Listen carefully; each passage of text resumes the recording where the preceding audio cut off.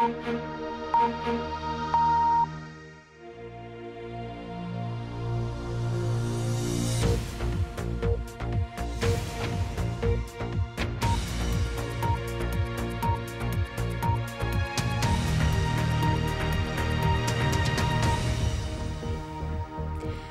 اردو کے پروگرام سیربین میں خوش آمدید. ہمارے لندن اسٹوڈیو سے میں ہوں عالیہ نازکی. امریکہ اور شمالی کوریا کے درمیان سربراہی ملاقات کے لیے مذاکرات کا سلسلہ جاری ہے، لیکن چین شمالی کوریا کے خلاف نافذ پابندیوں میں اس کی مدد جاری رکھے ہوئے ہے. پاکستان کے وزیر مملکت برائے داخلہ طلعت چودھری کہتے ہیں کہ خیبر پختونخوا حکومت کی عدم دلچسپی کے باعث نیشنل ایکشن پلان پر عمل درآمد سب سے کم اسی صوبے میں ہوا ہے. اور بلوچستان کا دارالحکومت کوئٹہ ایک لمبے عرصے سے شدید تشدد کی زد میں رہا ہے. ملیے گا ایک صحافی سے جو بتائیں گے کہ ان حالات میں وہ کیسے زندگی گزارتے ہیں.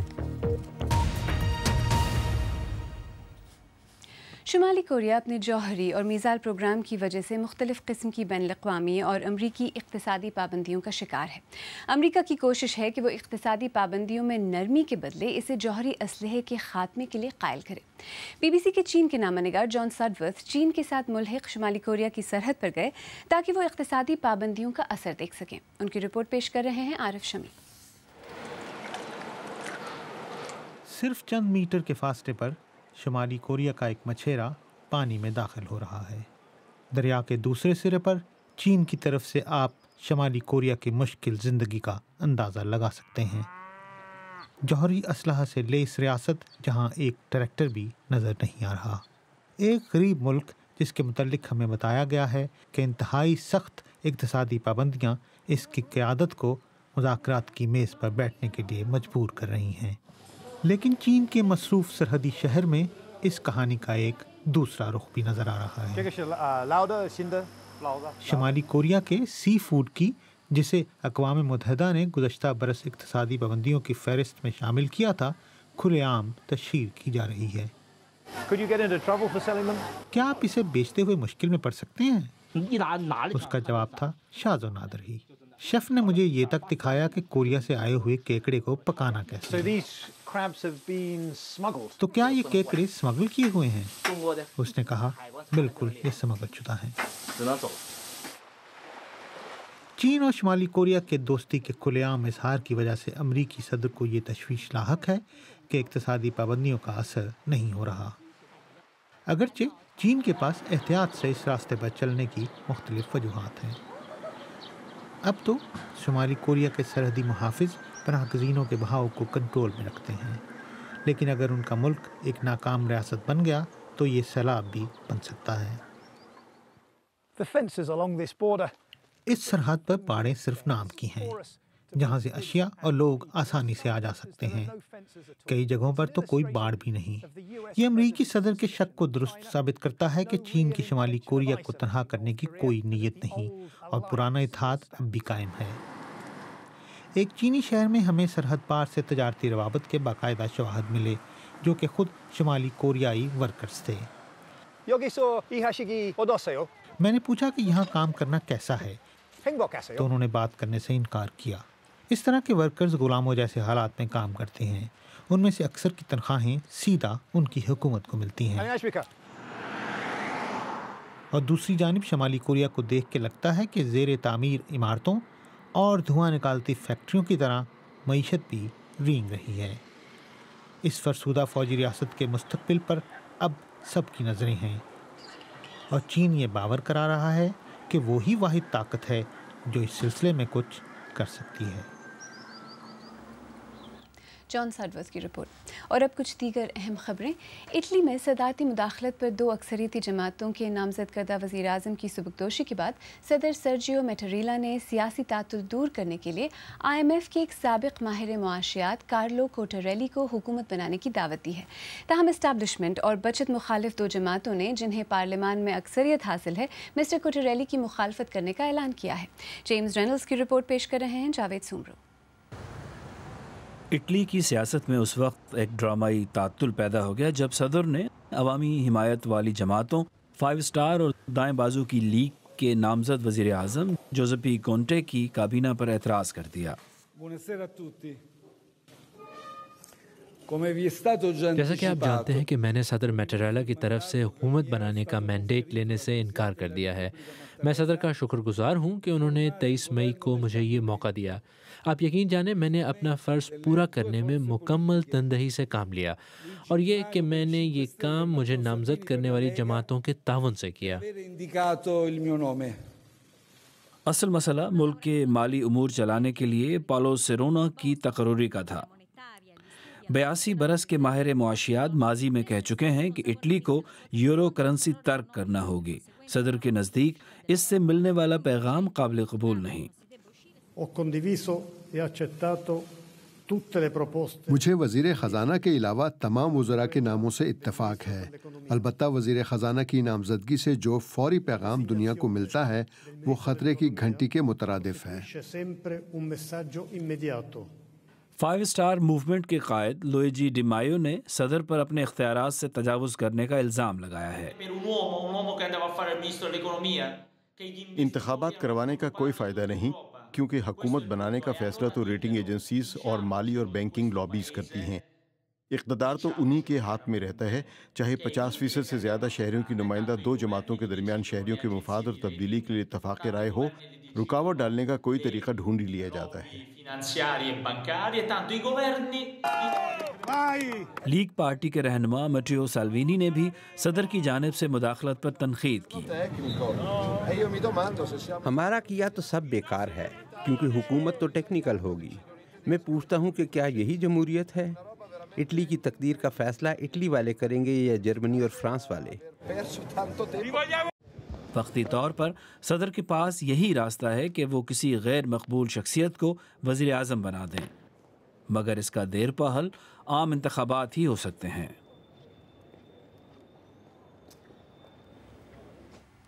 پاکستانی فوج نے ISI کے سابق سربراہ لیفٹیننٹ جنرل اسد درانی کی کتاب دی اسپائی کرونیکلز، را، ISI and the illusion of peace کی انکوائری اور ان کا نام ایگزٹ کنٹرول لسٹ میں شامل کرنے کا حکم دیا ہے۔ جنرل درانی نے یہ کتاب انڈین خفیہ ادارے را کے سابق سربراہ SA دلت کے ساتھ مل کر لکھی ہے۔ پیرس میں ایک بچے کو 4تھی منزل کی بالکنی سے گرنے سے بچانے والے مالی کے ایک امیگرنٹ کا فرانسیسی صدر ایمینوئل میکرون نے ذاتی طور پر شکریہ ادا کیا ہے۔ 22 سالہ نوجوان نے تیزی سے عمارت پر چڑھ کر بچے کو بچایا تھا۔ انہیں فائر ڈپارٹمنٹ میں ملازمت کے ساتھ فرانس کی شہریت بھی دی جا رہی ہے۔ فلسطینی انتظامیہ کے صدر محمود عباس پھیپھڑوں کے انفیکشن سے صحتیابی کے بعد ہسپتال سے چلے گئے ہیں۔ صحافیوں سے گفتگو میں انہوں نے کہا کہ وہ منگل سے کام شروع کر دیں گے۔ 82 برس کے فلسطینی رہنما بہت زیادہ سگریٹ پینے کے عادی ہیں۔ پاکستان کا رقبے کے اعتبار سے سب سے بڑا صوبہ بلوچستان ملک کے ان علاقوں میں شامل ہے جہاں لوگوں کو حالیہ برسوں میں بڑے پیمانے پر تشدد کے واقعات کا سامنا رہا ہے۔ ہمارے ساتھی شمائلہ جعفری نے کوئٹہ میں مختلف طبقات کے لوگوں سے بات کر کے یہ دیکھنے کی کوشش کی کہ ان کی زندگی ان حالات سے کیسے متاثر ہوئی ہے۔ اس سلسلے کی پہلی کڑی میں آج ملیے بلوچستان یونین آف جرنلسٹ کے صدر خلیل احمد سے۔ پاکستان میں دہشت گردی شروع ہوئی ہے اور اس کے خلاف ہماری فورسز نے جو جنگ شروع کی ہے اس میں جو سب سے زیادہ متاثر ہوئے ہیں صحافی وہ بلوچستان اور خیبر پختونخوا کے ہیں۔ میرا نام خلیل احمد ہے اور میں بلوچستان یونین آف جرنلسٹ کا پریزیڈنٹ ہوں۔ گزشتہ تقریباً 10 سے 12 سال کے دوران ہمارے کچھ 38 کے قریب جرنلسٹ ہیں جن کو ٹارگٹ کلنگ کی گئی ہے۔ اس کے علاوہ کچھ ہمارے صحافی جو ہے وہ بم دھماکوں میں بھی شہید ہوئے ہیں، جس میں رپورٹر اور کیمرہ مین ہیں۔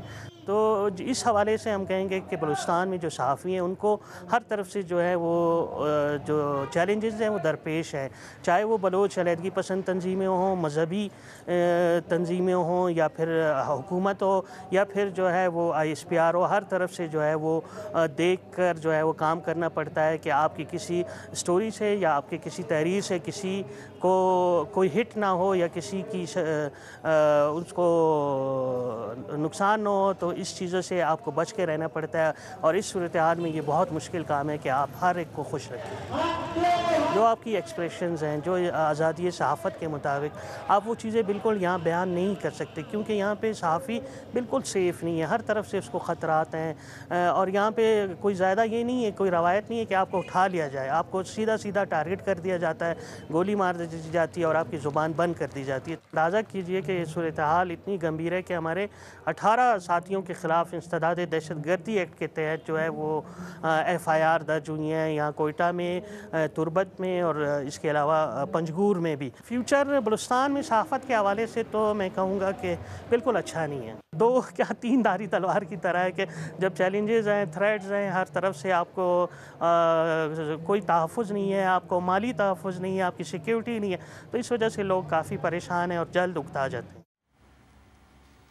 BBC اردو کے پروگرام سیربین میں آگے چل کر دیکھیے گا وزیر مملکت برائے داخلہ طلال چودھری سے گفتگو، جس میں انہوں نے خیبر پختونخوا کی حکومت پر غیر سنجیدگی کا الزام لگایا۔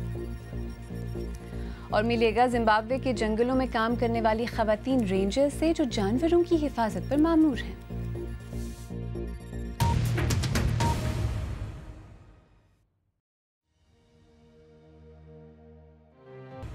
BBC اردو کے پروگرام سیربین میں ایک بار پھر خوش آمدید، میں ہوں عالیہ ناز کی۔ پاکستان میں داخلہ امور کے وزیر مملکت طلال چودھری کا کہنا ہے کہ نیشنل ایکشن پلان پر عمل درآمد کے حوالے سے سب سے کم کام خیبر پختونخوا میں ہوا ہے، جس کی ایک وجہ صوبے کی حکومت کی اس معاملے میں خیر سنجیدگی ہے۔ وہ نامہ نگار فرحت جاوید کو اپنی وزارت کی 5 سالہ کارکردگی کے بارے میں انٹرویو دے رہے تھے۔ اس سوال پر کہ اب مسلم لیگ نون کی حکومت ختم ہونے کو ہے تو ان کے خیال میں ان کی جماعت کو ووٹ کس بنیاد پر ملنا چاہیے، وزیر مملکت طلال چودھری نے کہا، دیکھیے اگر آپ صرف اس 5 سال کی کارکردگی PMLN کی دیکھیں تو وہ آپ کو بہت ساری اس کے انڈیکیٹرز ہیں۔ دنیا سمجھتی ہے کہ پاکستان پہلے سے محفوظ ہوا ہے، کراچی کے حالات ہوں، بلوچستان کے حالات ہوں، فاٹا تو نو گو ایریا تھا، نو گو ایریا نہیں ہے اب پاکستان میں، پاکستان کا پرچم اب فاٹا میں بھی لہرا رہا ہے۔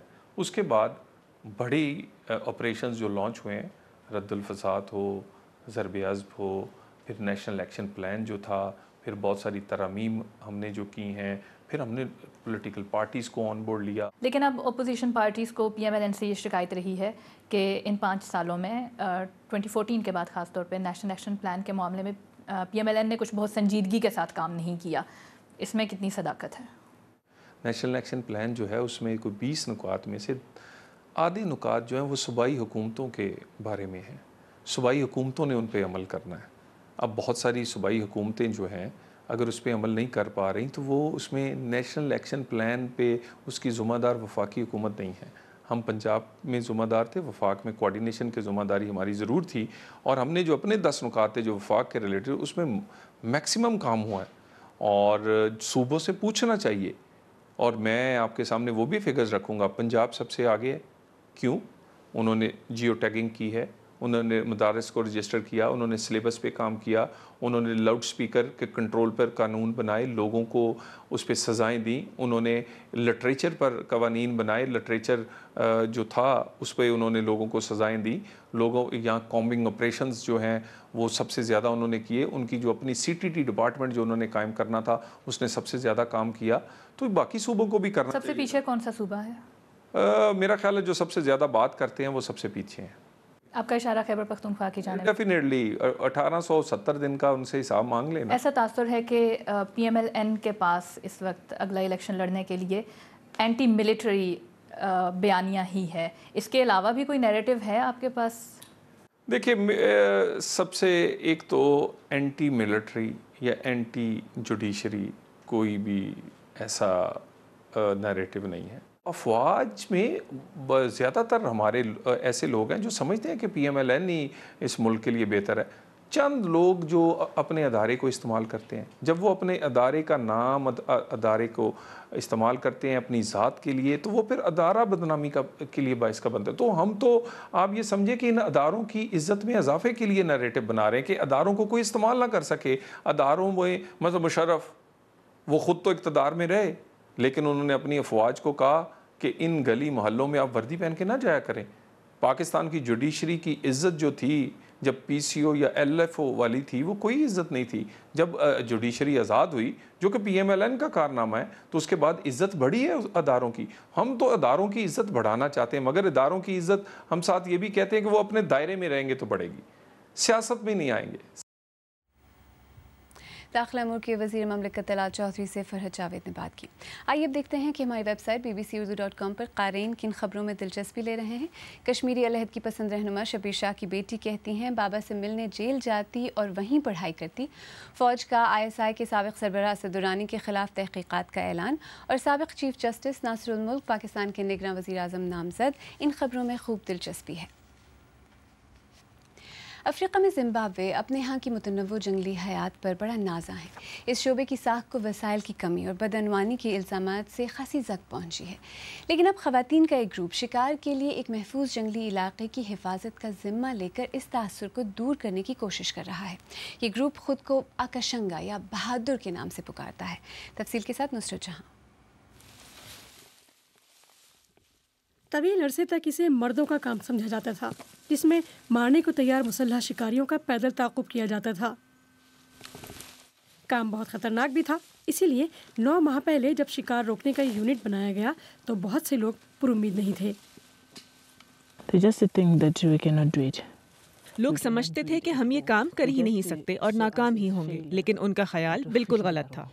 یہ جنگل ٹرافی کے طور پر جانوروں کو مارنے والوں کی اماج گاہ تھا جہاں بد انتظامی اور غیر قانونی شکار کے سبب جانوروں کی تعداد بہت کم ہو چکی ہے. گو کہ یہ خواتین اب اس کو روکنے کے لیے کوشاں ہیں, لیکن 100 مربع میل کے علاقے کی حفاظت ایک بڑا چیلنج ہے. یہ منصوبہ خصوصی دستوں کے ایک سابق اہلکار چلا رہے ہیں اور انہوں نے یہ فیصلہ کیا ہے کہ خواتین سے کوئی خصوصی برتاؤ نہیں کیا جائے گا. یہ خواتین بالکل نہیں جھکتیں, جس کا نتیجہ یہ ہوا ہمیں بعض کو فارغ کرنا پڑا کیونکہ رضاکارانہ کوئی چھوڑنے پر تیار نہ تھی. مسئلے کا طویل المدتی حل تو لوگوں کو دل سے تیار کرنا ہے اور اس کام کو خواتین سے بہتر کوئی نہیں کر سکتا.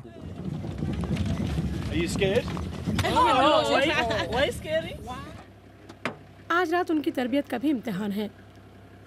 مخبری کے بعد ایک گاؤں میں گھر گھر تلاشی کے نتیجے میں انہوں نے ہاتھی دانت کی تجارت میں مطلوب ایک شکاری کو گرفتار کیا ہے جسے بعد میں ہاتھیوں کو زہر دینے پر 9 برس قید کی سزا ہوئی.